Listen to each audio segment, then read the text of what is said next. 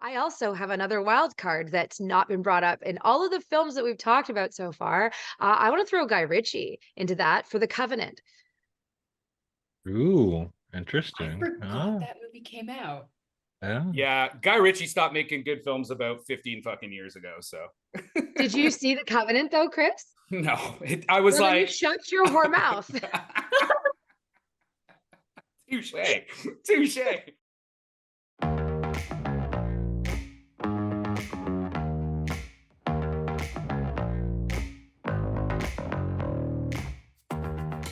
It's my favorite episode of the year, also our last episode of the year, in which we're doing our best of 2023.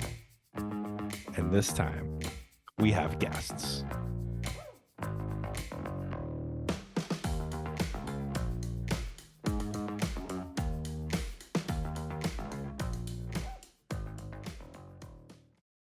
Hey, everybody, and welcome to this week's episode of How'd You Like That Movie? And it's also our last episode of the season. As Scott was talking about, we're doing our best of 2023. And as Scott said, we have guests.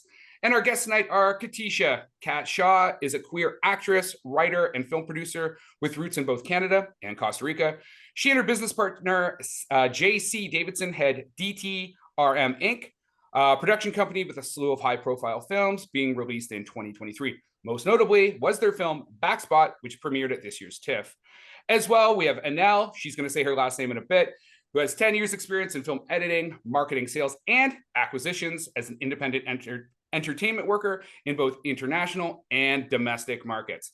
That's about as good as it gets, guys. So Anelle, why don't you jump off because you can finish up how your name's supposed to be.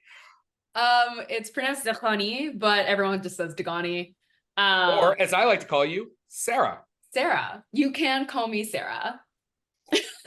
We're going to get into that story after you just cover anything that I didn't cover in that intro.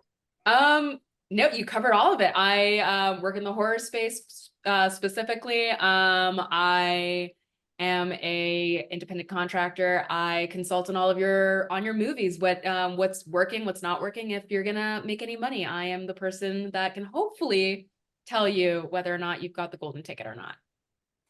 Oh, Willy Wonka, like Timothy Chalamet. Yes. Which does not appear on my list. It does not. It does not.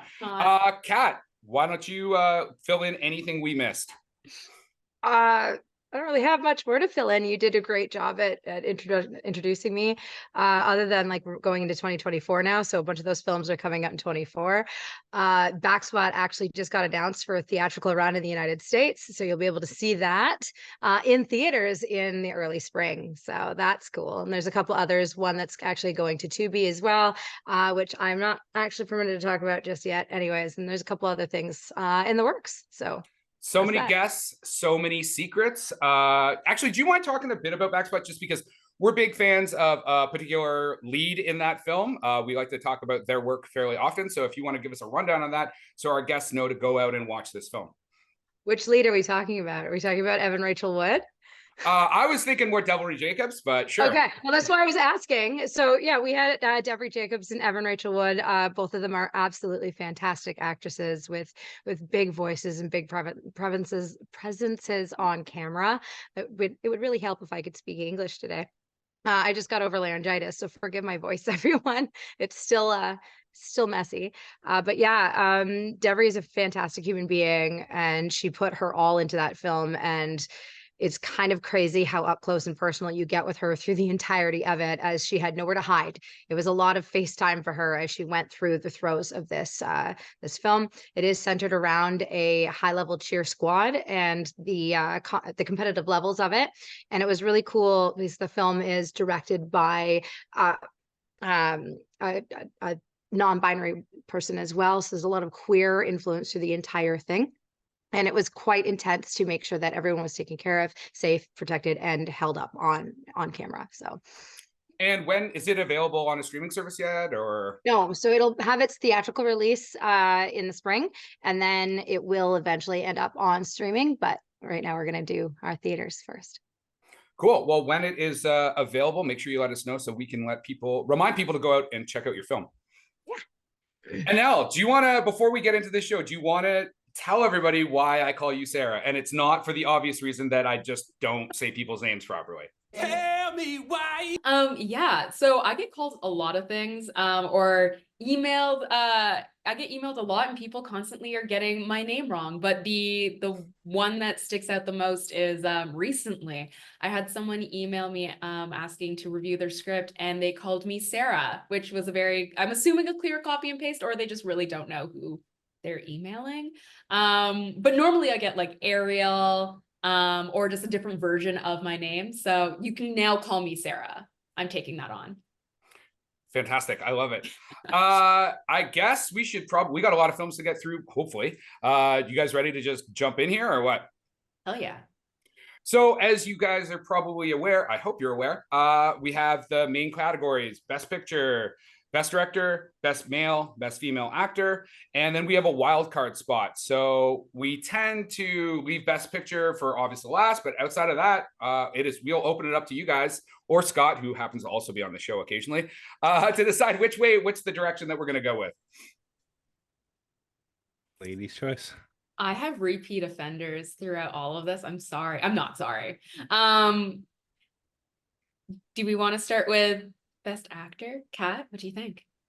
I'm going to admit that I don't have specifics for Best Actor or Best Actress because there are so many incredible contenders this year, both in the indie kind of non-mainstream stuff as well as the mainstream stuff. The competition is fierce.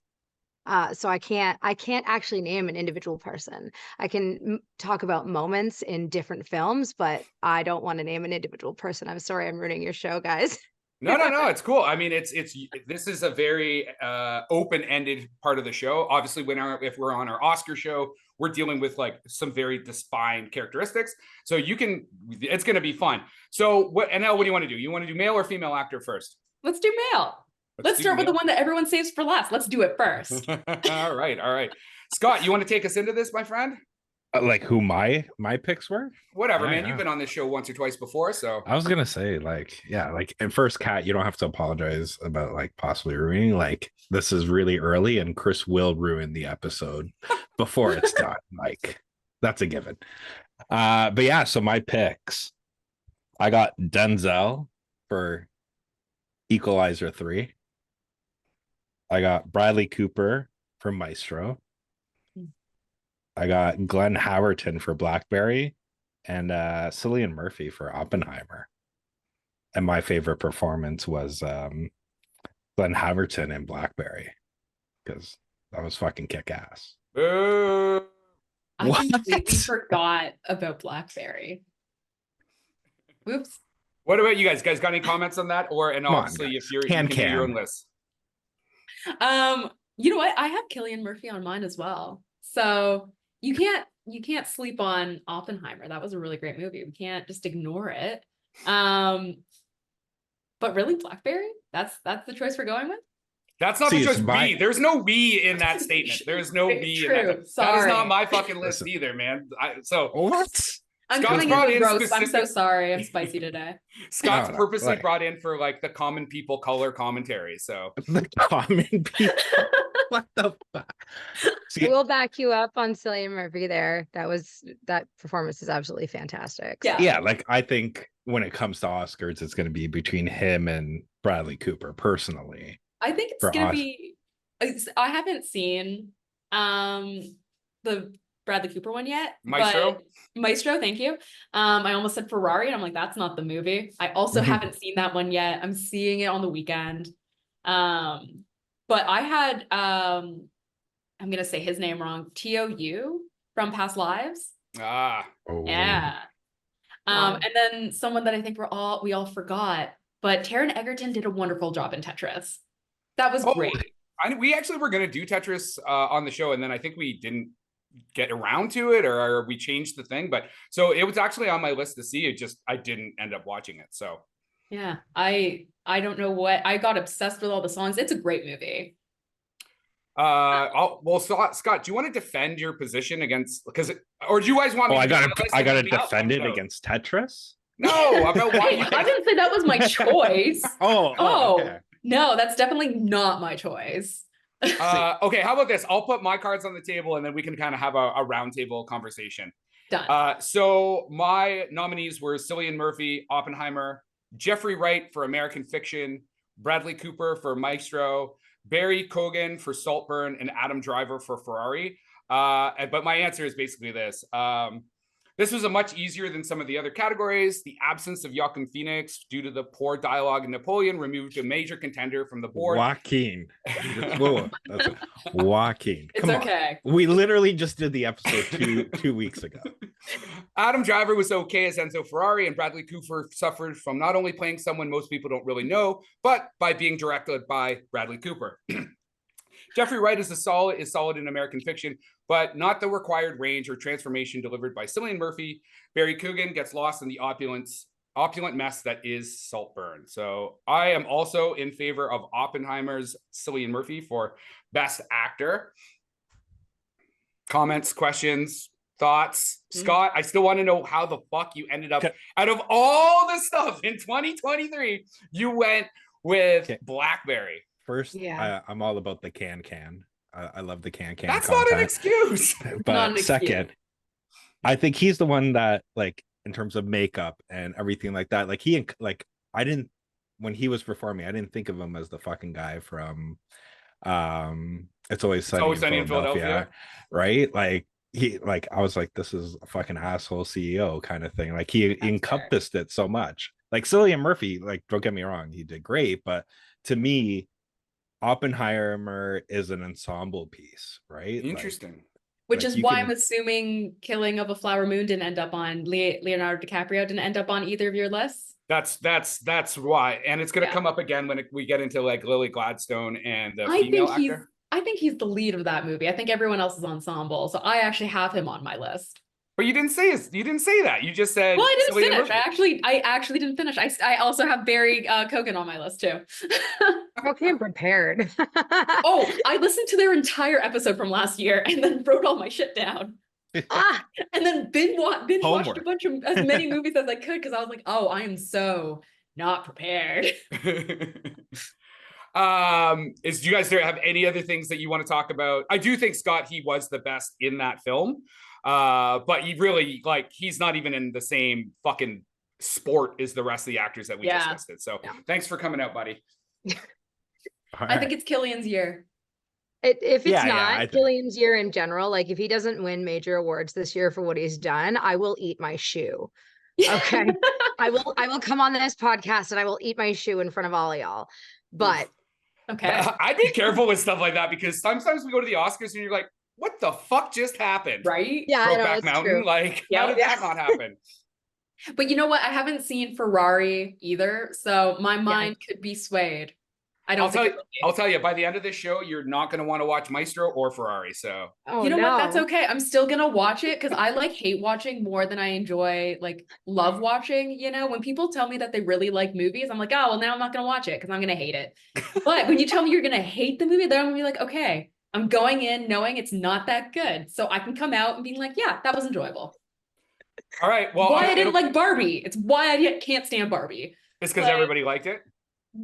Because it was like forced down my throat for so long that I should like it, that I was like, I can't watch this now. I have to forget that it exists.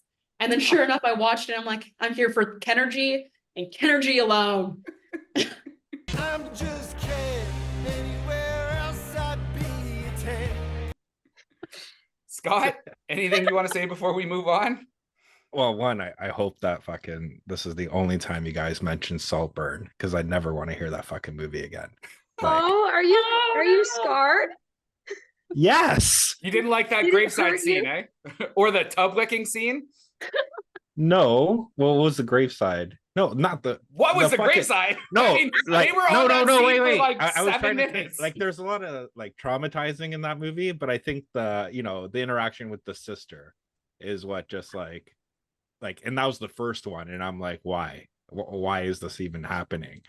Like, why? That out of everything, that was the part that got you. That part, not the licking the semen out of the bathtub. That part you were cool with. No, hell no.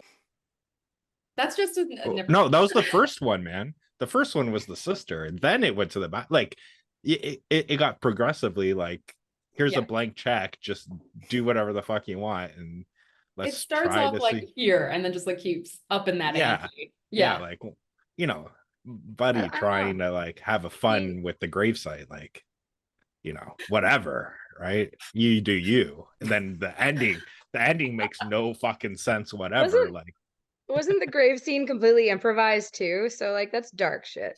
Yeah. Yeah, that's what happens when you just like let actors do shit. Yeah. You know what I Yeah. mean? Yeah. Just go have fun. I want to talk a little bit more about Saltburn when we kind of, if it comes up again, because I have some thoughts on that film. But yeah, do you guys want to just move on to female actor, or do you want? Is there anything more Sure. you want to talk about before we get there? no, let's do it. No, Let's do it. All right. Who wants to run through their list first? I'll save mine for last this time. All right. I don't want to get I yelled at will, again. because we did bring up Flower Moon. I am going to throw out Lily Gladstone. I'm so sorry, but she was absolutely incredible. She's fantastic. I just don't, because it's an ensemble cast minus Leo, I don't Yeah. know if I think she falls under best supporting, right? Kind of like Banshees of Inisherin, where like arguably Brendan Gleeson could have been nominated for best actor as well. He ended up being under supporting, Yeah. right? So I think that she's going to end up supporting, which is why I didn't have her on my list. So, Kat, you're a producer. If you were getting ready to submit for the Oscars or any other big award, and you got Lily Gladstone, you got Killers of the Flower Moon, what are you submitting her as? Lead, or are you putting her in supporting? I mean, Anelle's point is right. She is technically supporting, but she made the movie for me. I'm sorry, I love Leo, Yeah. but she sold it She for totally me. And does. like, I'm gonna bounce to another movie that actually Anelle already knows that I hated, because we shared this moment together. We were trauma bonded over it forever did. now. But we went to see Napoleon together, and like the woman who played Josephine was Vanessa Kirby, right? Yep. She was magic. That movie should have been an hour and a half, and it should have been all been about her. Okay, really. There's another one who will get a supporting role nomination, but should have been a lead. I think she's right? going to Like, get lead. I don't think think they're it was getting enough. lead for her. Well, and She's also like the only female in the movie. it'll be interesting to see what the extended cut that comes out by Ridley Scott on Apple, because it's supposed to have, and I'm air quoting for the people at home, more of that Yeah. story, the Josephine story. That film's basically a fucking train wreck. Yeah, but It can is. you? Oh my God, the pacing on that movie is horrendous. What not to do? It's like, you know what? We know there's going to be an extended cut. Let's just make this garbage. Yeah. That's what they did. Yeah. Okay, so And can I ask go a ahead, question? Scott. Though? Go, Scott. Yeah. Can you submit the extended cut to the Oscars, or isn't it just It has to get a theatrical run in North America. So technically the version of her with like the longer extended version with her doesn't count for the Oscars, but like also who cares? But first, like, I just want to no say one voting cares. everybody's They're just in gonna my vote for whatever they want. Yeah. Yeah. Yeah. hold on, Scott, before I just want to go, Kat, I want to go back to you again though, but tactically, like as a producer, what would you submit her in as the best opportunity for her to win the Oscar? Like using your producer hat, what would you do from a tactics perspective? Oh, that's such a really shitty spot to put me in. Tactically, to guarantee her that spot, probably had to go in for supporting. Yeah. You pull in everything everywhere all at once, because the daughter could have also been lead actress as well, but they Right? put her as supporting. And Yeah. she's a strong supporting. Then you're not up against The Color Purple. You're not up against all the other movies, Poor Things. No, all of I them. haven't seen The Color Purple yet. I haven't either. Well, it's I a really musical, want who to. cares? Yeah. You know what? Musicals can sweep. Yeah, can. just ask Spielberg. Oh wait, no, that didn't happen. No. His wasn't a. I'm very Oh, hit you're or talking miss about on West Side? musicals. Like musicals are weird. Either I love them or I absolutely hate them. The Color Purple has such great history though that I have really high hopes for it. Yeah. All I'm right, Scott, Yeah. or Anelle, whatever. Either No, one of no. you guys. Can I add one more name to the list for women? Sure, of course. You can add as many as you want. It's Yeah. a 4-in-1, and I'm so sorry if I butcher her name, but Go Min Si, who was in Smugglers, the lead of Smugglers. It's a Korean film. It premiered in North America at TIFF. I laughed, I cried, I was obsessed with everything that she had to offer, and I could not take my eyes off her. So I want to throw her in that pot. Did you get to see it? I did. I loved it. It was Here so for good. it. It was one of my favorites at TIFF, to be honest. Absolute what? favorites walking away from. You know what? I'll jump on that Korean train with you. Is it a Greta train to Lee- Busan? Yeah, I wish. Greta Lee from Past Lives. Oh, yes. Oh, oh, I So- cried. I was on the Pa- plane to Singapore and sobbing. So Past Lives was one of those films on my list. It's got tons of hype. It's got great momentum. And every time I went to watch it, I'm like, I don't want to watch this fucking film. It's just so looks so sad. boring. Like, Yeah. it's like the epitome of the indie drama. Like, person meets person, then there's like conflict or barrier that has to be overcome, but then it doesn't really become overcome. End of film. Like, if it was Totally. international, it would have been even more in that vein, right? Yeah. So, And I don't disagree with you, but the acting in it is just so well done. Like if it was a North American movie, like a true North American movie, it would have been really, really boring. But because Yeah. it brings in that, and also I guess I'm biased because I'm an immigrant, right? So I could relate to her story of like not feeling really like she belongs in North America and always having a part of her in Korea. Like I feel that, I get that. So that was probably the thing that like kept me going. But oh man, her wonderful Jewish husband having to sit there knowing he's second best broke my heart. Broke my heart. And then it's sad. It's a sad movie. Yeah, probably the sappiest thing I've seen in a very long time, and I enjoyed it. so since you're already talking, do you want to give us your list? Yes, sure. Yeah, actually, sorry. And then I also have Kaylee Spenny, Priscilla. Oh, okay. And Oh, then yeah. to throw in a curveball here, Eve Hewson, Flora and Son, because why not? We need a little U2 action in our lives. So on the topic of Priscilla, like, did you enjoy that film as a whole? Like, that's Coppola, right? So Yeah, I'm a big Coppola fan. I love Marie Antoinette. I love that film too, but there's a whole lot of her category stuff near the end of what she's been doing You know lately. what? Not so great. There's Marie Antoinette and Priscilla, and that's everything else doesn't matter to me. I second that.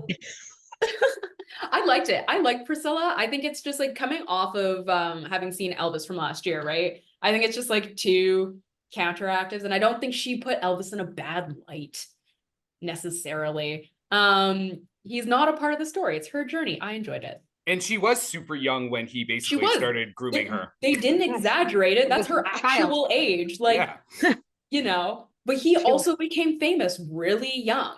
So that kind of fucks with you. So I'm okay with it. Not actually in reality, but you know, it is what it is. So I'm okay with it because it's fact.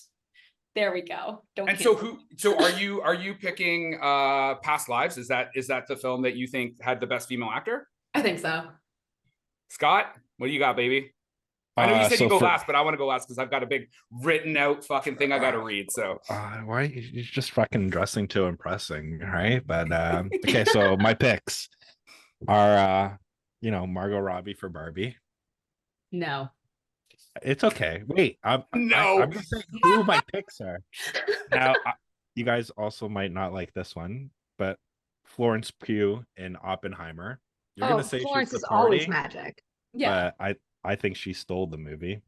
she And did. you got Carrie Mulligan in Maestro, and then it's this actress who won it for me. It's my pick. Her name's Greta Lee in Past Lives, because I also watched that movie. Chris, Scott, fucking going deep, buddy. Boom. See, for me, I didn't pick the actor because I thought she like took it all. Like he took that movie, so I'm like, he doesn't have a chance. But yeah, like her performance. It was like my favorite part of that movie. It's the part where she's seeing him off in the taxi, and then he goes off, and then just she starts walking and then just starts bawling, right? Yeah. Like just the realization that, her past is behind her and now she has to, like, she is it. She let everything go. I was like, I got it. I almost cried.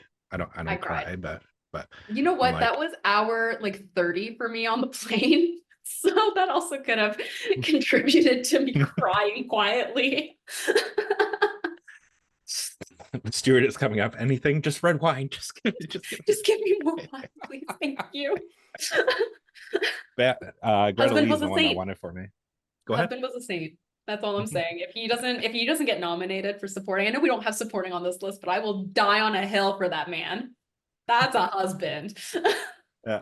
Yeah. Movie husbands wrecking it for the rest of us. Yeah. Oh man, like even the scene where they're at the bar and He's they're essentially speaking. watching her cheat on him. And he's like, okay, this is fine. You need to do this. Go for it. Yeah. Like yeah. High five. That's painful. So yeah, I have Sandra Hüller for Anatomy of a Fall, Lily Gladstone for Killers of the Flower Moon, Margot Robbie for Barbie, Emma Stone for Poor Things, and Carey Mulligan for Maestro.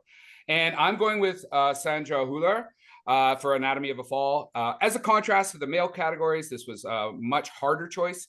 Lily Gladstone was my front runner until I saw Sandra Hüller in Anatomy of a Fall. The fact that she also plays a supporting role in The Zone of Interest didn't hurt. The fact that she is the lone protagonist in her film versus Lily being in a more ensemble role is what sealed it for Sandra.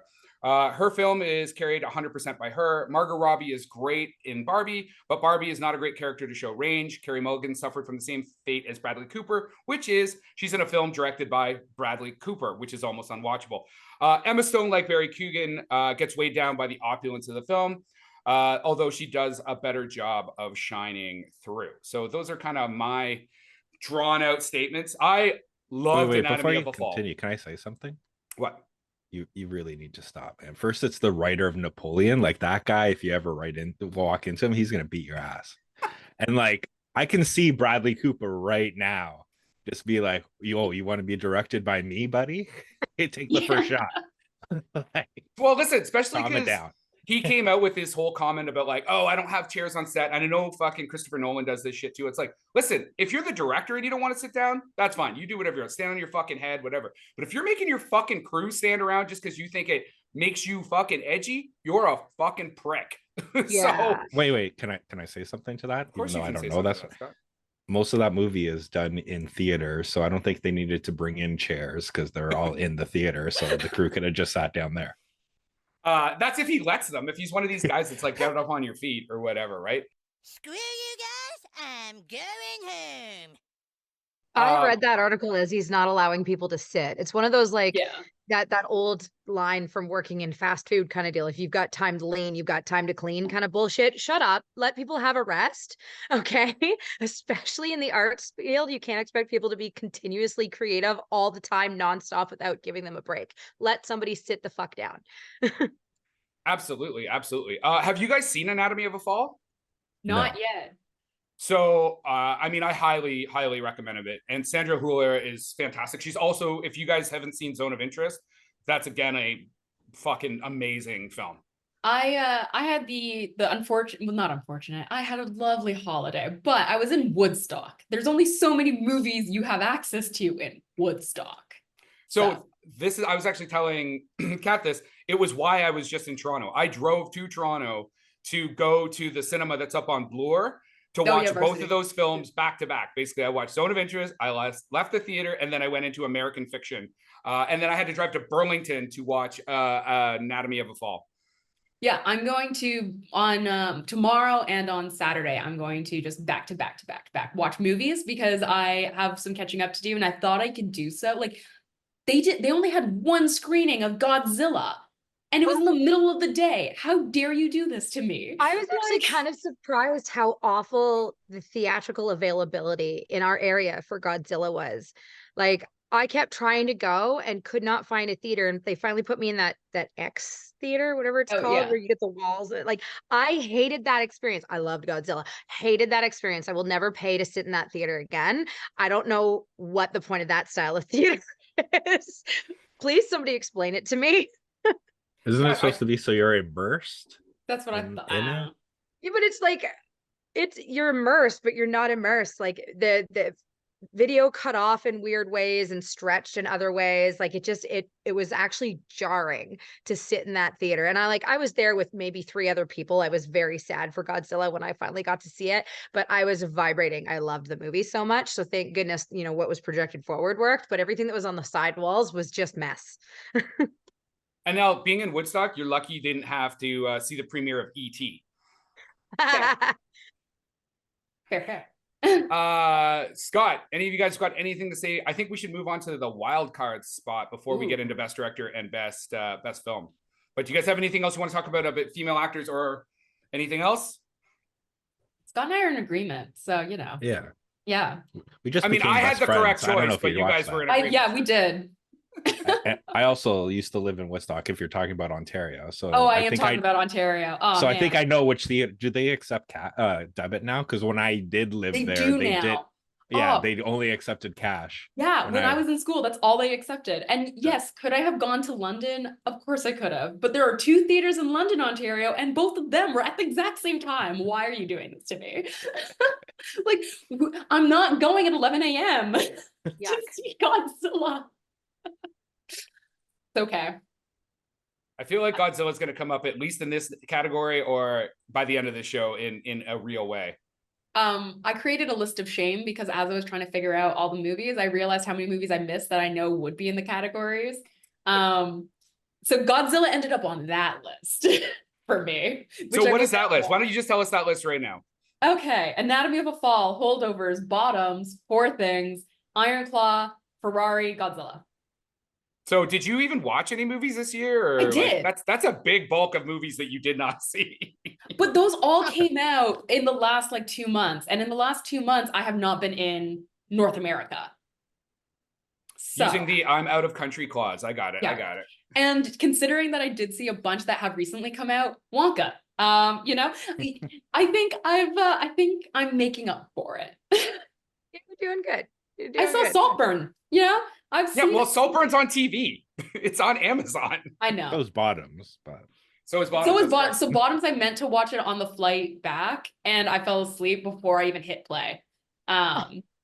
It's not the movie's fault. It's 100% not the movie's fault. It's my inability to stay awake in a moving vehicle unless I'm driving it. Anelle, did you see Shiva Baby? I did. What did you think? I loved it. Yeah, Scott still hasn't seen it, and I've talked about it multiple times. So maybe after now that you said you've seen it. What about you, Kat? Have you seen Shiva Baby? No. I have also been a big failure at actually seeing movies this last half of the year.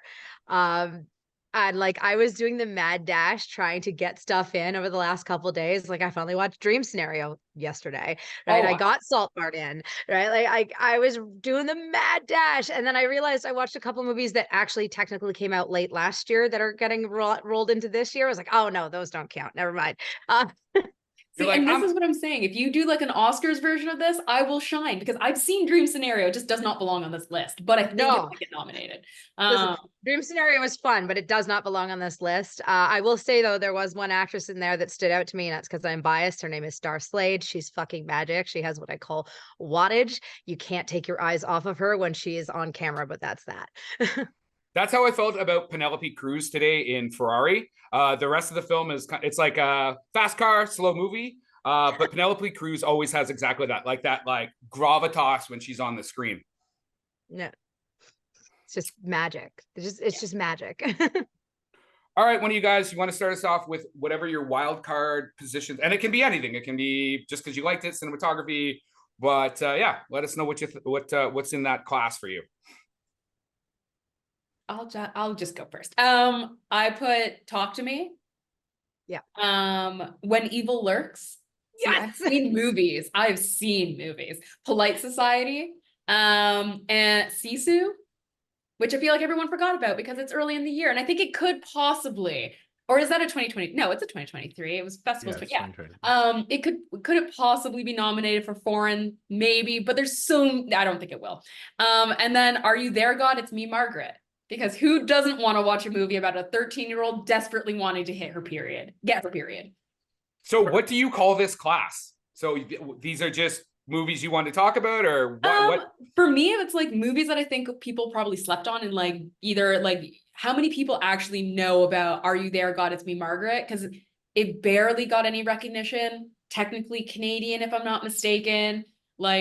All the things. And it's a really good movie. It's just who do you market that to, really? And then movies that I thought people might have forgotten. Also, just When Evil Lurks, I watched it on Tuesday, and the entire time I'm this could have been better. This is great. This could have been better. And people watch this before a North American person comes and makes it American, because it'll be not good. So is it worth watching? It's worth watching. Oh, 100%. Okay. And I what feel about like- Sisu? I will second that one. Like Yeah, 100% loved it. I think that it kind of goes off in different places and doesn't quite hit where it needs to. Like, it could have gone further in all of the storylines, and then every now and then it like forgets some of the rules that they instill, but also you can forgive it because it's just so weird. Yeah. You know? Like, yes, we know zombies exist. We're cool with it. Oh, okay. Okay.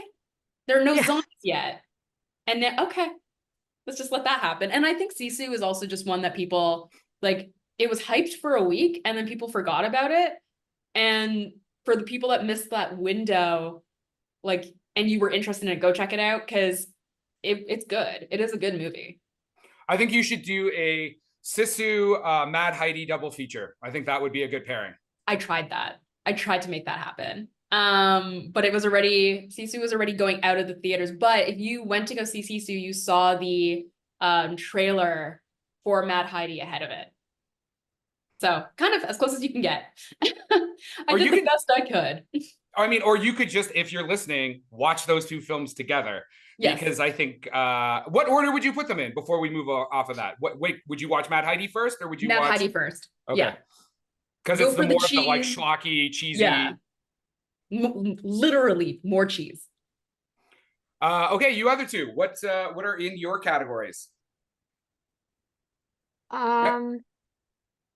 In my wild card, I'm gonna put Godzilla back in there just because I loved it. I'm a big fan of like international B horror films, right? So again, When Evil Lurks is one of my favorites that I have in that list, and I agree with everything Nell said there. It breaks its own rules or forgets its own rules a few times, but it also has this strong power of magic behind it when it introduces the terrible awful, right? And just the way that they did the makeup and everything for the initial outbreak, for lack of a better word. Like, I don't want to ruin the movie by telling everyone the storyline, but it's just like captivating.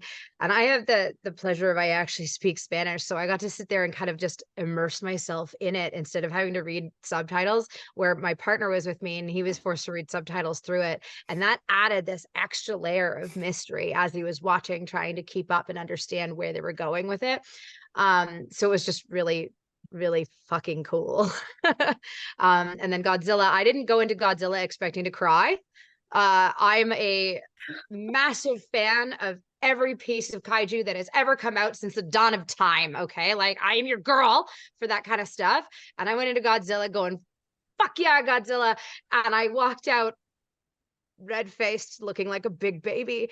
Loved every minute of it. So it is in my top contenders of wild cards, because I was like, what just happened to me? I'm a grown adult. Why am I crying right now? So those are my wild cards right now.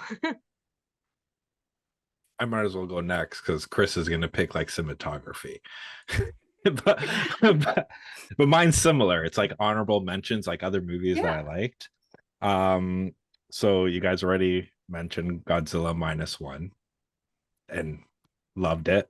Did you cry, Scott? Did you cry? If you didn't cry, it doesn't count.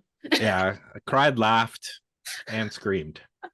Well, I didn't scream. The other guy, the guy I went with, screamed, and that was even before the movie even started. It was when the IMAX sound came out, and it's like, he just jumped out of the seat, and I'm like, movie hasn't even started yet. But yeah, no, it was really good. And we invited Chris to come watch it. I can read your text message. What did you say, Chris? Do you want to read the text message? No, you can go ahead. I don't have it in front of me. Do you have well, it? What did you say? I believe, like, why do I want to waste my time on that piece of shit? I think it was something to that line. Chris, we can't be friends anymore. That sounds very much like something I would say, but unfortunately, since that text, everybody has talked about Godzilla, and I'm like, fuck, I should probably go see this fucking Godzilla movie. If it helps you at all, that's one of the reasons why I didn't jump at the chance to go and watch it. I haven't seen, like, that's not really my jive, those movies. So I was like, eh.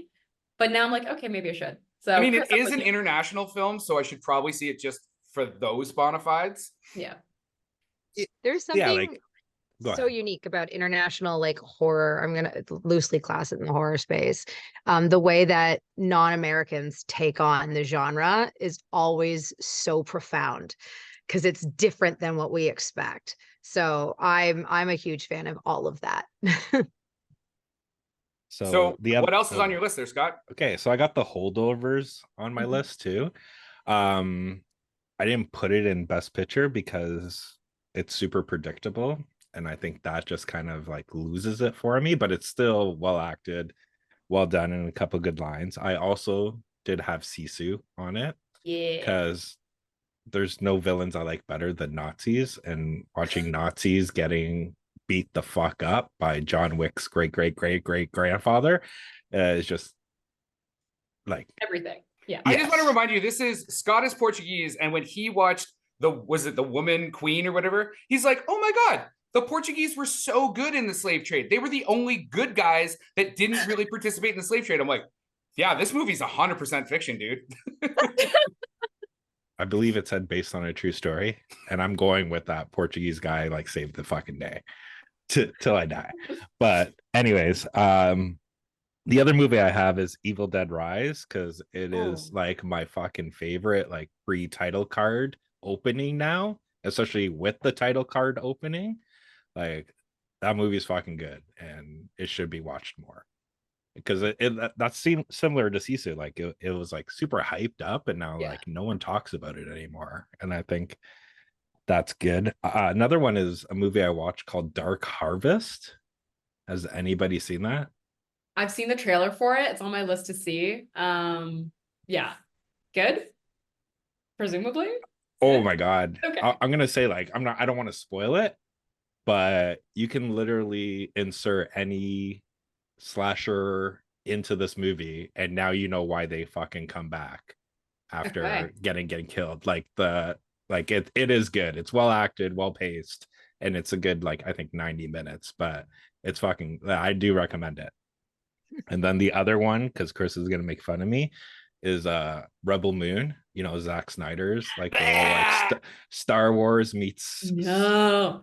Silver What is wrong with you? or You bring up Seven Samurai. Blackberry and now Rebel Moon? Like,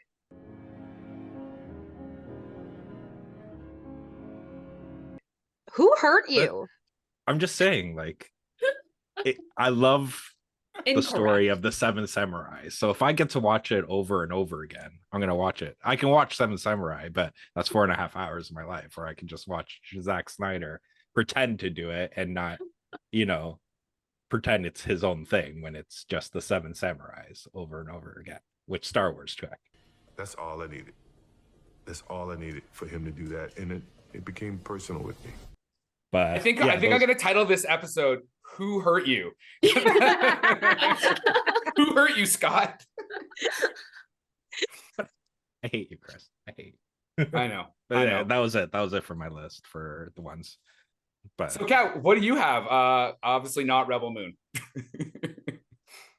she I said already hers said already. mine. Oh, that's true. Sometimes I get Like, lost in the show. I told I can you, add like, to the list though. Like I'm actually surprised that nobody mentioned Asteroid City, but like that plays more into the Boring, actor. Boring. boring, boring. Oh, boring so I'm movie. allowed to have a shitty guilty pleasure, but the actor in me really enjoyed Asteroid City. Whoa! I want to, as an actor in you, don't you think that if you hire a bunch of fucking A-list actors, you should be able to like, I don't know, let them do some acting instead of them having the same monotone line delivery throughout the entire film? Well, that's why it was fascinating I've to seen me. it already. But I've seen it already. the From story him. within a story within a story to force them into this really absurd position, it was theater school is what it was to me. Okay. So just watching that felt like theater school. So it just kind of filled the little actor's heart. Okay. You know what? Watch all of the shorts that he put out on Netflix, all back to back to back. That's a feature film. That does exactly what you just said. That's what you're Fair. hungry for. Do that because that was better. Fair And if enough. I- Okay. Let's throw a curveball. Let me see what you all have to say. I'm surprised none of you said The Sound of Freedom. No, I'm fucking kidding. Ooh. I'm I was fucking gonna say I haven't kidding. watched it yet. That movie could stay in the fucking round bin. That was absolute garbage and a waste. I of actually everybody's want to time. see the movie about all the people that made the movie because there's so much like exploitation by those people more than the How many of fake. them have been arrested now for interfering with children? That's right. And to Asteroid City, if I want to see actors in uncomfortable positions, I'll just watch any Lars Van Trier movie, specifically Nymphomaniacs 1 and 2. So Okay. Yep. Fine. I just liked it. It's all good. we did a whole show on that. So if you want to take a listen to that show, you can listen to Scott and I really dig deep into Asteroid City. Deep. I think the asteroid is deeper than that film goes, but Yes. as far as my films, I kind of ended up like the same as you guys. My wild card spot is just kind of films I really enjoyed that I couldn't slot into best of categories. So obviously, I've got Anatomy of a Fall by Justine Triet, The Zone of Interest by Jonathan Glazer, Killers of the Flower Moon, obviously Martin Scorsese, Saltburn by Emerald Fennell, and American Fiction by Cord Jefferson. And my write-up, before I talk a little bit more about this stuff, I did like really big write-ups, so I'm very excited to like read these out. I love the category are you doing? This is for my wild card. Not your director? No, we're not there yet, man. Can I go? Do you mind? Do you mind if I do my thing, Scott? Or do you want to question me a bit more? Gorilla.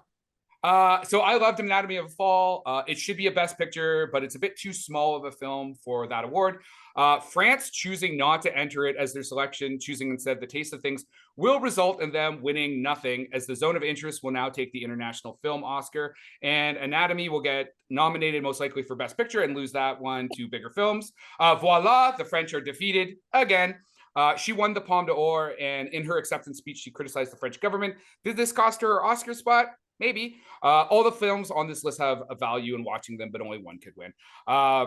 Yeah, man. Again, did anybody else here seen Anatomy of a Fall, or did we already have that conversation? It's on the I haven't list. seen it, yeah. That was literally like 3 minutes ago, man. You asked that same question. I told you, sometimes I don't actually pay attention to the show that we're on. One thing I do want to talk about is both American Fiction. If you get a chance to watch it when it comes to, like, you don't have to watch it at the theater. It is like hilarious. It is so funny. It's probably one of the best comedies that's come out in a long time. I watched it right after watching The Zone of Interest, so it was very nice as a palate cleanser after watching a Holocaust film. Yeah. It was, again, I highly recommend it. Again, it's a comedy, so it's probably not going to do well in some of these like really, really prestigious categories. But again, highly recommend it. Saltburn, visually, I thought was interesting. It is just a ripoff of The Talented Mr. Ripley, or Purple Noon, the French version of A Talented Mr. Ripley by Patricia Highsmith. I think that The Talented Mr. Ripley is actually a much better film in its entirety. But Saltburn definitely has some interesting aesthetic. Emerald Fennell, though, is like certain scenes she's like literally lifting, like bathtub scene. His dancing at the end is actually taken from other sections of the Talented Mr. Ripley film. But yeah, I thought it was a bit avant-garde at points and a bit long. What were your thoughts on either American Fiction or Saltburn? Yeah, I thought Barry Conan was a little long as well. You know what? I think Saltburn was long. It's over 3 hours, right?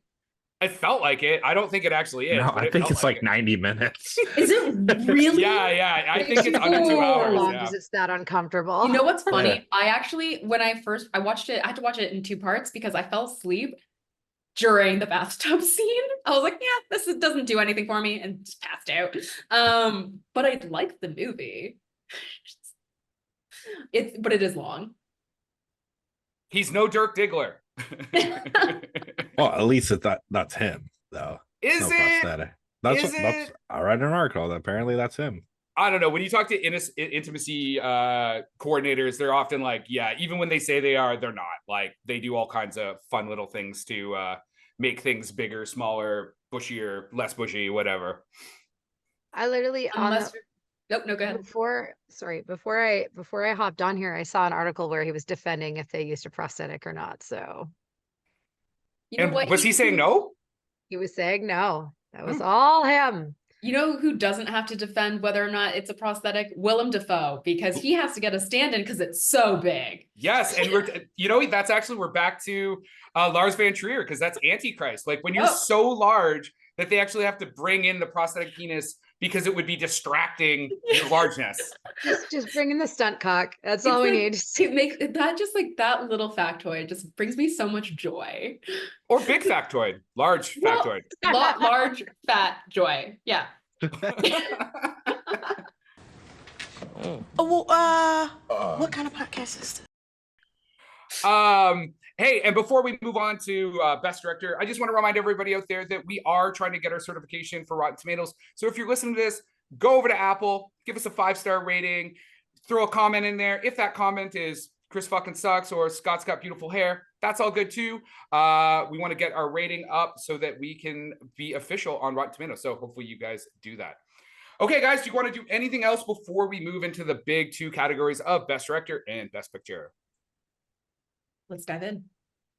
All right, Scott, you want to take us away? I feel like you're For director, yeah, sure.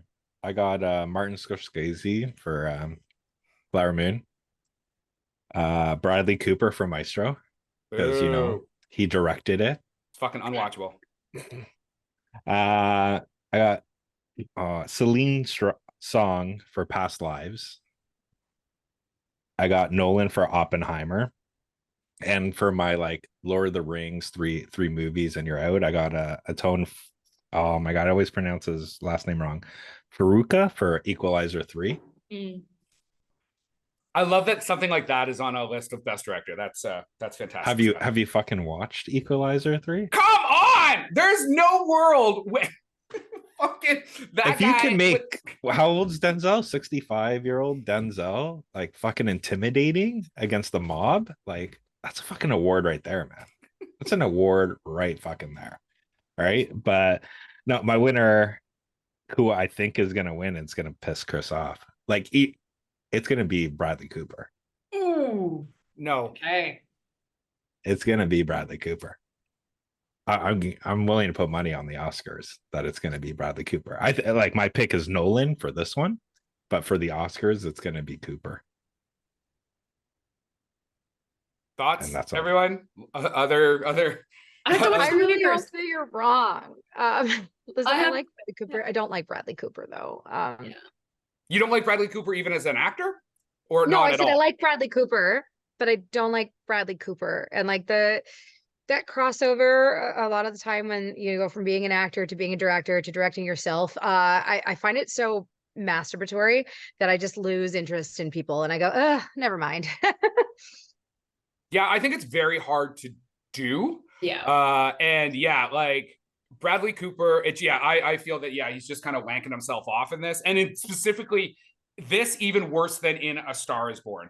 It's just like, and the film is a bit of a mess. If anybody hasn't seen it, like I watched half of it and I couldn't even bother watching the rest of it. I think that the fact that it's about a very famous director, but nobody really, like regular people probably aren't really familiar with his work. They don't. Or you, because he's a composer, he's a not composer, a director. He's a composer and a conductor. You're correct. Sorry. And yeah, I don't know enough about him either. Like he did West Side Story. He's part of the team that does West Side Story, and they barely touch on West Side Story in the film. Like you're like, okay, how are you really exposing this individual to an audience that isn't already familiar with them? Which I thought was a really bad directorial choice, in my opinion. Well, okay, I'm gonna disagree right here. Because you know what he did do during this movie? He used, what's the real guy's name? Oh my God. The guy who he played. His scores is the score of the movie. So you'll get West Side Story in the movie while it's another dramatic scene or whatever. Everything he composed is in this movie, cut in. So you actually get engrossed and the score becomes part of it. Great. Sounds exhilarating. It sounds like a sound design nomination. Yeah, exactly. It's like, all right. And so best non-original score goes to blah, blah, Well, blah. yeah, he can't get original score. And I keep wanting to say Sodaheim, but it's not Sodaheim. It's fuck. Doesn't matter to me at this point. What about you guys, Annalise? It's Sarah. It's Sarah. Anelle. I don't know where I got Annalise. I just was like riffing there. I thought you were going back to the Sarah thing. It's Should with have Sarah. It's should have safer for you. stayed on the same wave as me. Okay, so I did have past lives. I had Priscilla, Sofia Coppola, Priscilla. And then I decided to go completely out of left field and just try to bring in more of my wild cards, and I shoved them into this category. So I put David Fincher, Killers. Nice. Oh. If you want to watch a really long monologue performed well, that I will never watch again. But I liked the movie. I don't know. And then I did Brandon Cronenberg's Infinity Pool. Yes. Because I think he did a really good job at directing that movie. I actually think it's a good movie. But we're all gonna forget about it. It's fine. Well, it's cool that he makes the same movies as his dad, just not as well. Well, that's also fair. That is also fair. He's trying. Yeah, but at least Sofia Coppola doesn't make films like her dad makes. Like, at least she's trying to, at least, if you're going to be a Nepo baby, at least step outside of the shadow a bit. Also fair. I can get behind that. Like, and he does body, he's so, like, his dad literally does, like, even his dad moves around. Like, he's done body horror, he's done some really violent drama. His son is literally, like, just ripping him off. Because his son doesn't know what else to do. He's like, I gotta do the opposite of my dad and just pick a lane, but I don't know what that lane is because I don't know what lane, you know what I mean? So let him anyone's fumble till he finds it.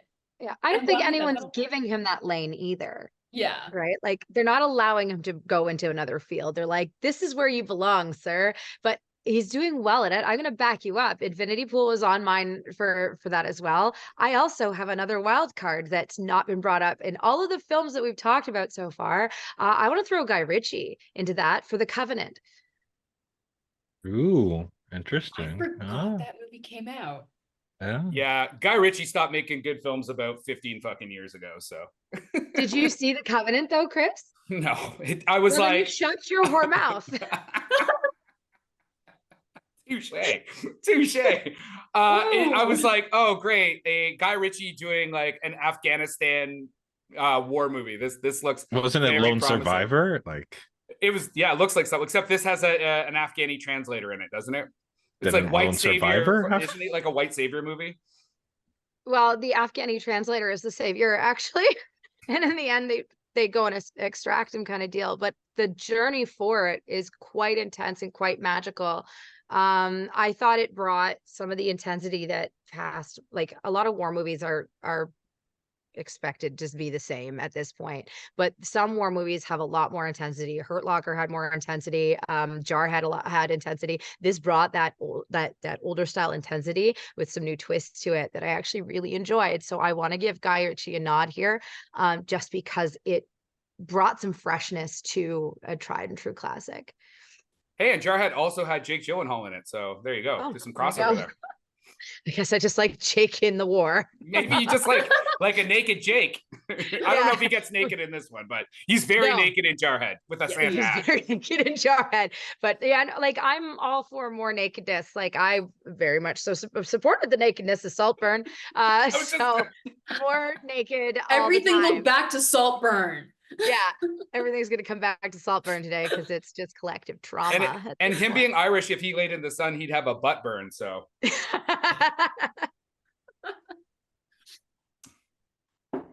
All right. Well, obviously, mine's gonna sound pretty straightforward here. I've got Christopher Nolan for Oppenheimer, Martin Scorsese for Killers of the Flower Moon, Justine Triet for Anatomy of a Fall, and Jonathan Glazer for Zone of Interest.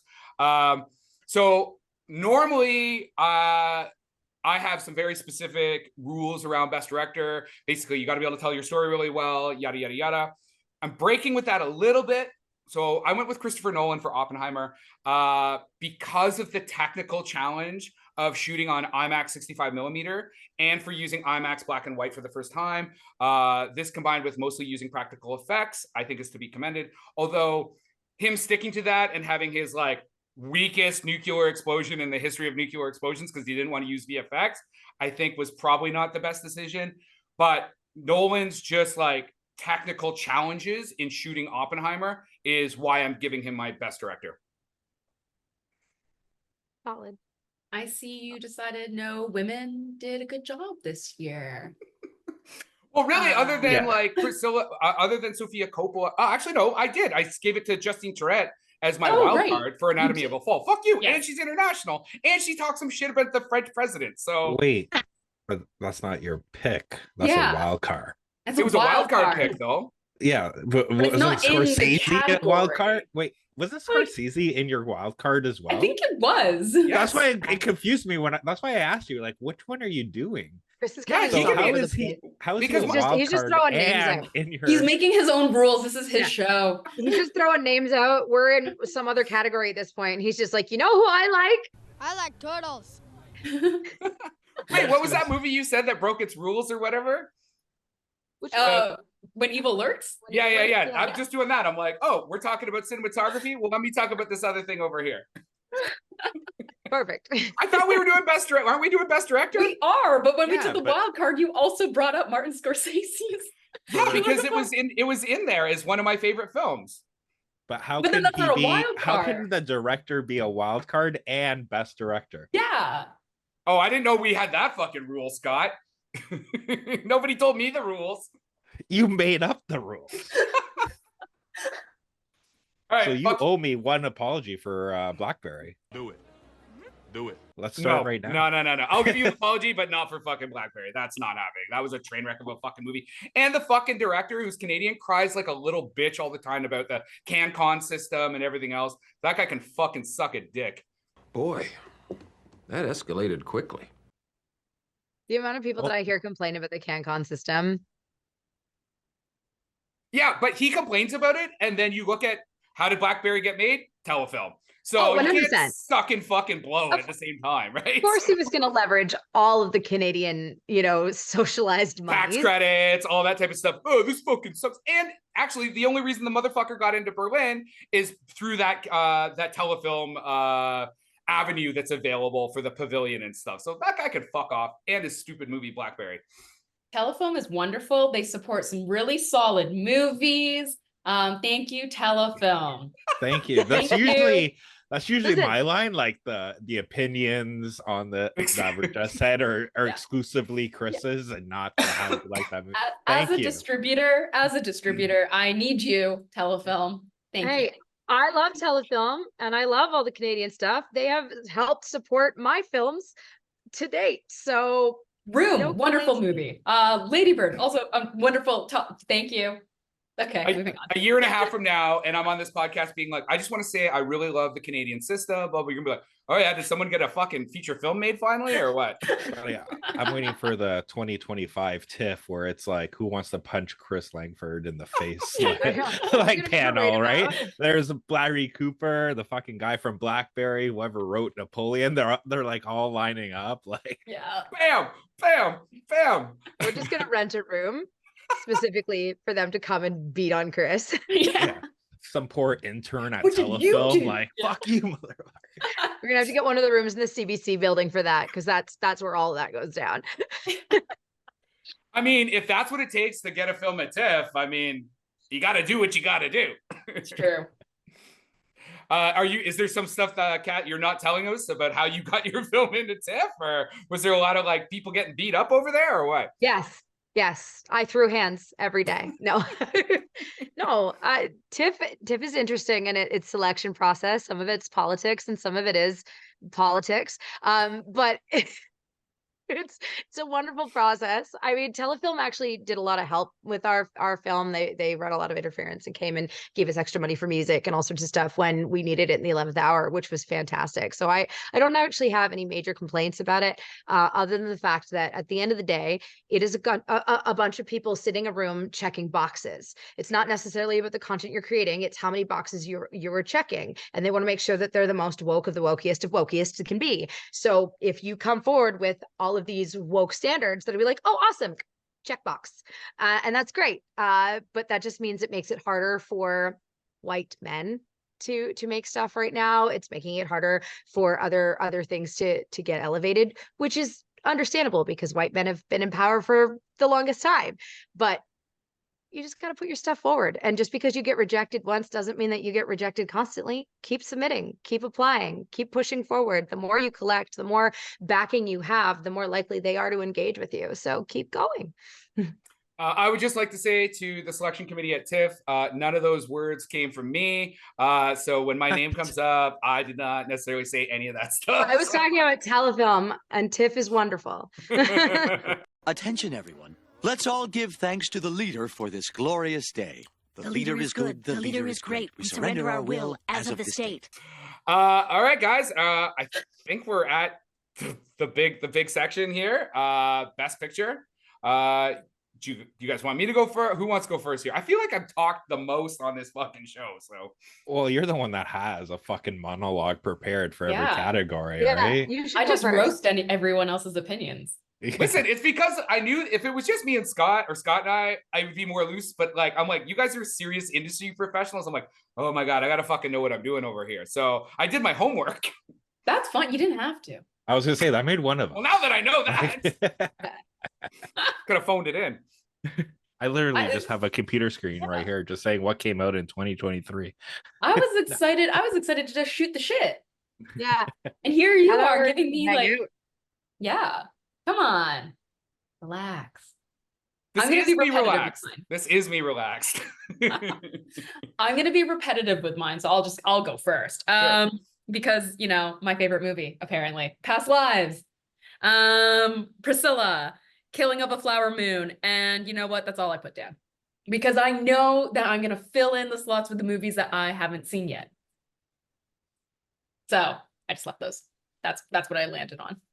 Hey, I'm surprised that like, so I've on my list I've got Killers of the Flower Moon from Scorsese, Zone of Interest, obviously Oppenheimer, Anatomy of a Fall. I do have Poor Things on there by Yorgos Lanthimos. I noticed that like none of us have really brought that film up very much. Yeah, I haven't Seeing it on watched it. Saturday. That's why. Yeah, I haven't seen it yet. It's on the list to actually go this weekend too. So And I was supposed to see it literally I was gonna go see it today and then come straight here, and I knew it was gonna be on my list. I knew Poor Things was gonna be on for like Best Picture, or at least a wild card or something, but I hear it went where Saltburn did not go. Yeah, and I mean Yeah. it's definitely got some very like I don't even know what that means, and that scares me. Because Saltburn went pretty We fucking far. all need not sexual healing. That's all I gotta say. Yeah, there's definitely a lot of sex in that movie. Oh yeah. And a lot of like Emma Stone full nudity. And I was like, oh, like there's no body double. Like that shot is her. There's no escaping that is her naked throughout the film and having lots and lots of sex. It's got a good message around like women's rights and like socialism. I guess the book that it's based on is actually very socialist, borderline communist. Again, and the only thing, the big critique I have of it is that it dwells a little. It's a bit too showy, and it relies on that too much. Actually, what I'll do is I'll use that to pivot into like my monologue. So I actually picked Killers of the Flower Moon as the best picture overall. And my reasoning is this is a tough choice. Both Killer and Oppenheimer have the largeness or grandeur that I expected of a best picture. Killer for me wins on the storytelling aspect. It keeps you engaged for its entire run and has a rewatchability factor that Oppenheimer doesn't. Poor Things has the scope and very good acting performances from Emma Stone, William Dafoe, and Mark Ruffalo, but the overall reliance on aesthetic, and there is a constant use of dolly shots and fisheye lenses, which he seems to like to use. If you remember from The Favorite, he really gets his groove on with the fisheye lens. It became super fucking tiring. I was so sick and tired of those dolly shots. Anatomy of the Fall and Zone of Interest aren't big enough in their size. Yada, yada, yada. So that's the big thing. That was my takeaway for Poor Things is it relies too much on aesthetic at points, and it kind of gets a bit sloggy. So can I ask you a question, Chris? You can ask me a question. The last two movies you said was Anatomy in the Fall and what? I just said Killers of the Flower Moon. No, the last two in your monologue. Anatomy of the Fall and... Poor Things. So they're not big enough for you? Because it's your best of. Yeah, but when I want Best Picture, I look, as you know, when I talk about the Oscars, I usually talk about like there needs to be a certain like cinematic aspect. So both Anatomy of Fall and Anatomy of Fall and Zone of Interest specifically are very contained films, both on a location and just even the scope. And Poor Things, like I said, the whole diatribe about like I got fucking tired of that movie very quickly. So Why didn't you put Napoleon for Best Picture then? Because That movie's- technically that movie's awful. It's fucking technically awful. awful, but she be beautiful. Yeah, that's Stunning. it though. That's all it's got. And because they don't give either of the actors decent scripts to work with, their acting performances are stunted because there's no meat on the bones. And it's all over the place. It's like he doesn't know what fucking movie he's trying to show. We said in our show on that Ridley Scott should just stick to fucking people killing each other. You know what? The trailer, I would have watched 3 hours of just the trailer. Yeah. Like over and over again with the song over and over again, because that was way more exciting than the actual movie. 100%. And I would say that Ferrari, again, Michael Mann should have just stuck in making a racing movie because the drama component of it is what lets it down. Okay. Sad. Yeah. That's really sad. I haven't seen it yet, so I'll save that one for home. You guys got anything else? Oh yeah, we I still got haven't gone mine. yet. Yeah. I just got to remind everybody, this I is didn't know like if Kat radio, wanted to right? go You can't. There first, has right? to always be some type of talking. Oh, I was giving Kat a second to see if she wanted to go first or not. Oh, I didn't realize that. No, you go ahead. All right. So mine are Maestro. What the Shut fuck? the fuck up. Shut the fuck up. All right. When I win this bet and Martin Scorsese is up there for Best Picture because he produced fucking Maestro. So regardless, he's going up with Spielberg. But so I got Past Lives as well. I got Oppenheimer. I have a documentary called Still, the Michael J. Fox story. I don't know if you guys watch it. It's on Apple. Like actually seeing like how they did it, like with the dramatizations and what he actually has to go through now was really like good. So if you haven't watched it, fucking watch it. And the other movie that I picked that was very well done was Spider-Man Into the Spider-Verse. Can that be That came nominated out. for? Oh, it can be nominated for Best Picture, can't it? If Beauty and the Beast can, why can't Miles Morales? Why can't Miles Morales? Beauty That's and fair. the Then Beast. I add that to my list too. Thank you. And Yeah, my winner was I didn't Oppenheimer. realize that we could put cartoons in there too. So I also want to add Spider-Man and the Spider-Verse on mine. But I also, if we're doing, cartoons and animation, I want to throw in The Boy and the Heron. Just like anything Studio Ghibli always wins for me in that space, but I don't think that'll be an overall winner if we were going up to the Oscars. But so Listen, this isn't the Oscars, guys. This is Yeah. your best movies. See, Okay. Chris, I don't know how Chris relayed these rules. That's He why I'm didn't like, relay Chris, the rules. He gave me a link to what you guys listened to last year and was like, "This is the show," and I'm like, "Okay." you know what This is he a did for me? free-for-all. He's like, Done. "You like movies? Yeah." Yeah. Let's talk about movies. so yeah, it's just whatever movies you liked this year that you thought, you wanted to Done. Okay. do out. So yeah, and to me, like an animation is a movie, right? I'm on Guillermo del Toro's side, right? Like animated movies should be nominated for Best Picture because there is a lot of fucking work that's done in them. 100% then. Okay. I don't know. Do you want to go, Sarah? I already went. I started this. Oh, Chris did the finals. No, am I invisible? Like my name, I don't exist. He started with this big monologue. We all made fun of it. Okay. I'm gonna bring back Smugglers then. I want Smugglers at the top of everyone's list. I think everyone should experience that one because it is such a great story. Obviously, like obvious contenders are Killers of the Flower Moon. Obviously, Oppenheimer is huge. All of those are great, but I want people to see more obscure films, right? So I want Smugglers to be seen. I want people to see When Evil Lurks. I want people to delve into what other countries are putting forward because it really can help us expand not only our inner selves, but also the type of projects that we as creators start putting out. That's the way I look at it as a producer anyways. I want to see what other people are doing in different corners of the world because it helps inspire me. So I'm going to put those ones on that list. And of course, Godzilla -1 is in there too. So those are mine for the year. So who won on that list? Smugglers. Oh, Smugglers. Okay, you're saying that's your best directed film?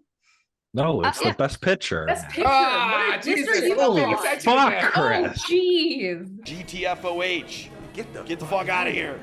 I'm as stupid as a stupid does. Chris is just preparing in his head his next monologue, right? Like, Except that we've done all the categories now. The rules keep getting thrown out. I don't know where we are anymore. Who are you people? Listen, I never said I was good at this. I just said we had a show. So all right.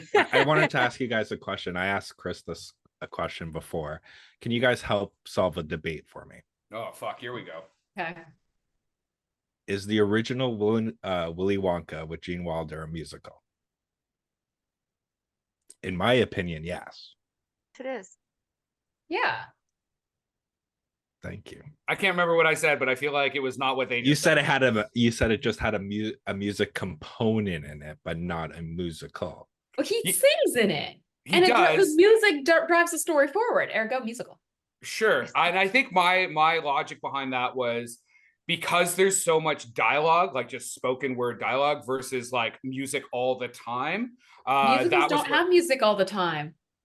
They have music a lot of the time though. A lot of the time, but not all the time. Okay, I will stand to be corrected. On the Willy Wonka note, can we talk about Oompa Loompa? Has anyone seen the new Willy Wonka?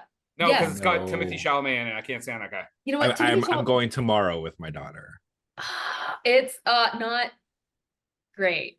Timothy Chalamet can't sing, but Oompa Loompa. Oompa Loompa, he is the new. Yeah, but isn't it Hugh Grant? Hugh Grant. Yeah, but I didn't watch any trailers or anything going into that movie, and then all of a sudden I saw Hugh Grant. I'm like, oh my god! I would genuinely watch like an hour, like a 2-hour movie of just like him being an Oompa Loompa with his Oompa Loompa friends. I think that would just be so good. Yeah, I'm here for that. He makes a martini. I'm not ruining the movie for you at all. I'm just ruining one little tiny part. He makes a martini and just chills. I'm like, you are awesome. Oompa Loompas Yeah, I are wanna hang out sick with in this this Oompa Loompa. version of Wonka. I want to hang out with this Oompa Loompa all day, every day. And he's I- free. He's not enslaved. So I do have a question for you guys, though, since you brought up not seeing any of the trailers. And because you're in marketing and you guys in the movie side, what the hell? Can somebody explain to me why so many musicals this year actively hid the fact that they were musicals in their marketing or the first waves of their marketing? What was that about? Yes, I can take this one, guys. It's all Steven Spielberg's fault. Because West Side Story did not do well. Cats did not do well. Cats So was though- terrifying. Yeah, but was all the the movies that And if you are- don't know that West Side Story is a fucking musical going Yes. into it, I mean, I guess you could do it as just like a straight drama. Like, Right, Well, because- why not do the Yeah. reverse, right? But the amount of reverse color people- purple. The amount of people that were complaining online that Wonka was a musical, that they didn't know it was a musical. I'm like, how did you Oh. not know Wonka was a musical? But- But then there's Mean Girls that they turned into a musical that wasn't originally a musical. It got a Broadway rendition that now is a film, but people didn't know it was a musical because there's no music in the trailer other than there's a music note. It's outrageous, egregious, preposterous. It's definitely preposterous. In the name. But Mhm. I think like I'm gonna agree with Scott because like even like Into the Heights, what the dog shit garbage was that? The original I like that movie. It's okay. someone though, else just who continue. should not act and direct his own goddamn shit. He's It's not the- even the best Hamilton. Wait, did Lin-Manuel didn't? yes, he did. Direct Yes, he it? did. Yes, I he thought it was did. I just don't know in why Lin. everyone likes No. Lin-Manuel Miranda so much. Like, I'm not a huge, I didn't like Hamilton. Okay, What? I'll You take a didn't like shot for Hamilton? that. Like the actual play? Like the musical? Yeah, I just didn't care. I That's just a felt bastard. I felt it was Orphan. masturbatory It was pretty again. I was overhyped. like, It was not overhyped. It was appropriately hyped. Yeah, but in that vein, there is one director that does an amazing job directing himself, though, and that's Clint Eastwood. Name Yeah. a bad Clint Eastwood movie Yeah. that he's the star and director in. Fair Yeah. He enough. knows his lane. He knows what he's doing. Grumpy Old Man, veer that guy from got it, it on yeah. lockdown. Yeah, I mean, Yeah. not gonna fight you on that one, that's for sure. But most of the time, it's not a recipe for success. It's just masturbation that you're forcing the rest of us to watch.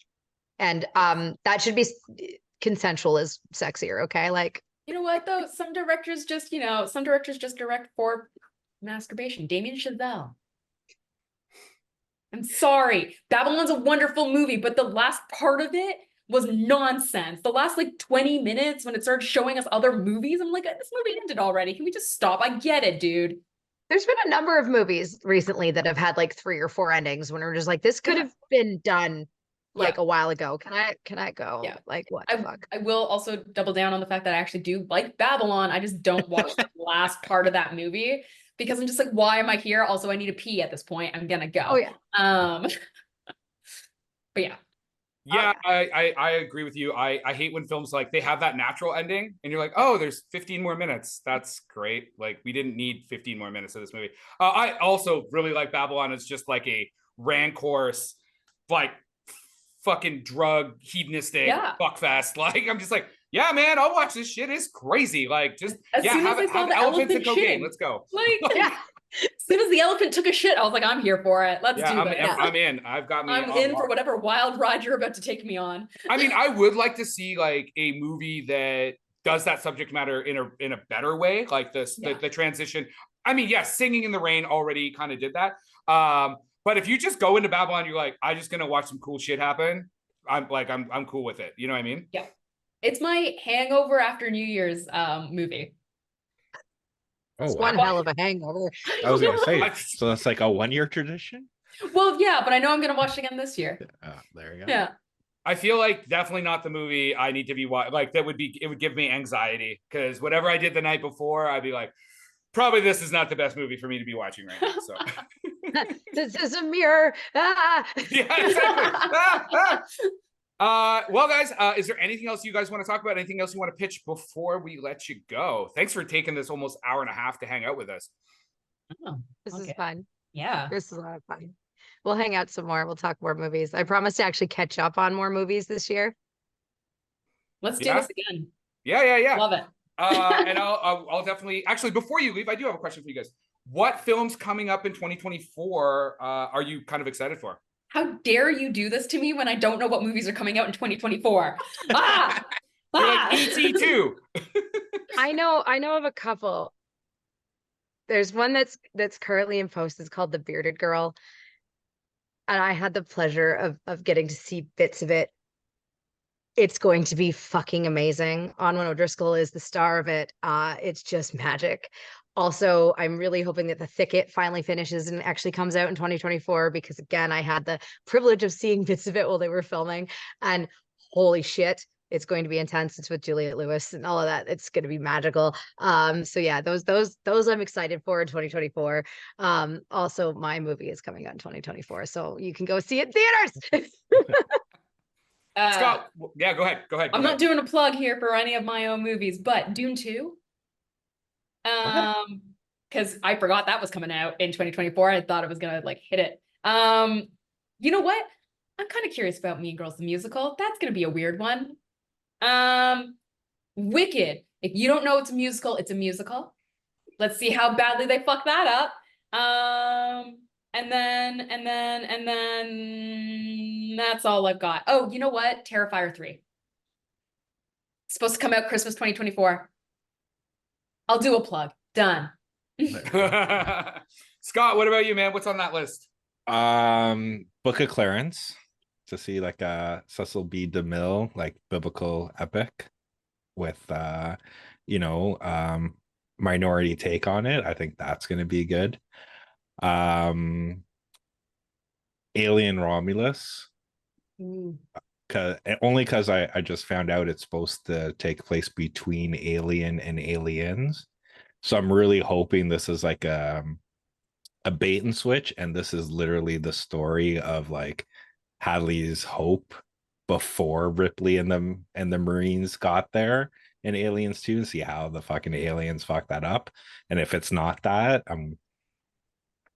Fox, you can pay me and I will do that movie. Oh shit, what else?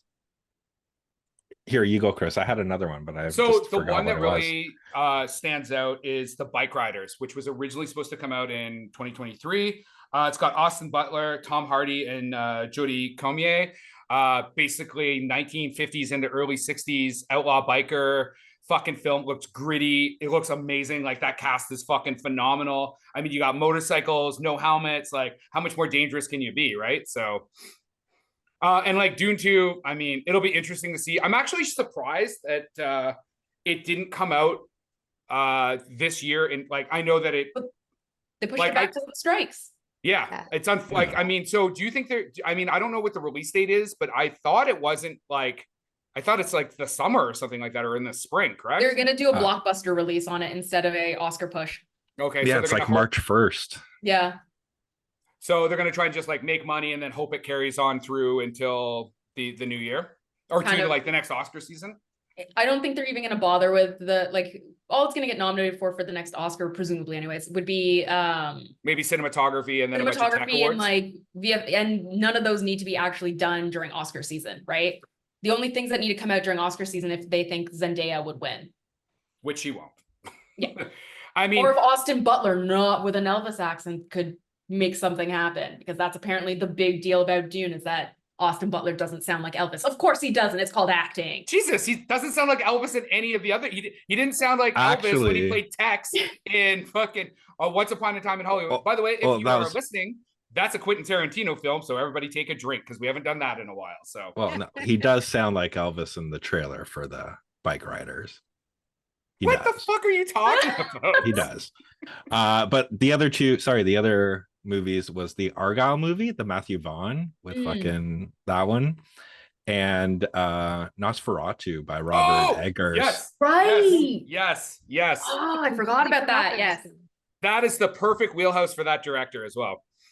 Yeah, and Defoe's in it playing Van Helsing, so maybe he can just, he can stake vampire with his big, huge stake. Stud cock. There you go. Right? That's how it is.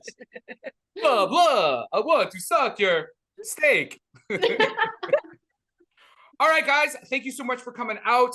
We will make sure that whatever you sent us to be thrown in the show's notes. If you want people to get a hold of you, or like Sarah, don't get a hold of her, because unless you know her name and you're sending the appropriate script to her, maybe not a rom-com, although I don't know, you might be taking on a new job, so maybe rom-coms are where we want to go. And same with Kat. I mean, she does produce stuff. She probably won't produce your stuff, but look for her stuff in the new year. Anything else before I let you guys go? I'm going to correct you. There is a possibility I'll produce your stuff, but there is strict criteria in what I'm looking for. So feel free to reach out. I will read what you send me. I will probably answer you. I would be very careful with what you just said, because I know I love it. I'm on the hunt for certain types of projects though. So I'm just going to keep my mouth shut though, because my 2024 is very full. We've got 6 projects on deck right now. So I will not read your rom-coms. I stick within my lane, and my lane is strictly horror. Yeah. Always has been, always will be. Perfect, guys. Well, thanks very much. And thanks for coming out. Bye. Bye, guys. Thank you. And that is our wrap for the day. Please like and subscribe to this podcast. Tell your friends. If you want to get a hold of us, reach us at the www.howdyoulikethatmovie.com.